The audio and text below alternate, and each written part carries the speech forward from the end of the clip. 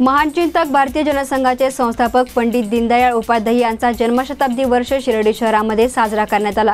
भाजप आणि भाजपा युवा मोर्चा शिर्डी शहराच्या वतीने जन्मशताब्दीचे औचित्य साधत शहरामधील विविध भागात केंद्र आणि राज्य सरकारची लोकाभिमुख कार्याची माहिती आणि पत्रकांचे वितरण करण्यात आलं।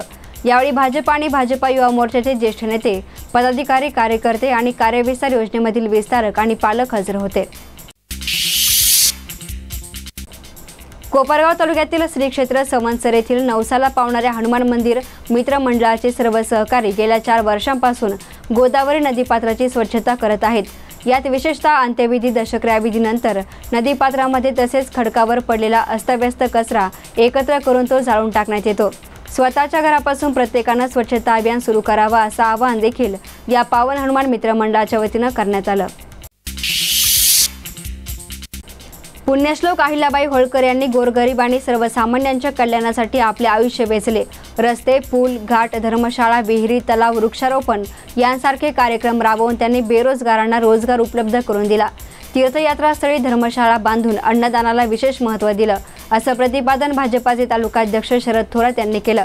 कोपरगाव शहर आणि तालुका भाजप आणि भाजपा युवा मोर्चाच्या वतीनं अहिल्याबाई होळकर यांची 284वी जयंती साजरी करण्यात आली। त्याप्रसंगी ते बोलत होते। गेल्या अनेक दिवसांपासून नेवासा पोलिसांच्या हातावर तुरी देऊन फरार असलेला दरोडेखोर रामसिंग त्रिंबक भोसले याला गावठी कट्ट्यासह गुन्हे शाखेच्या पोलिसांनी ताब्यात घेतलंय।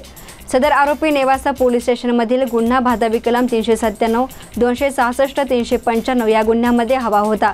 मात्र गुन्हा घडल्यापासून तो पसार होता। त्याला पकडल्यानंतर पुढील कारवाईसाठी नेवासा पोलिसांच्या ताब्यात देण्यात आला आहे।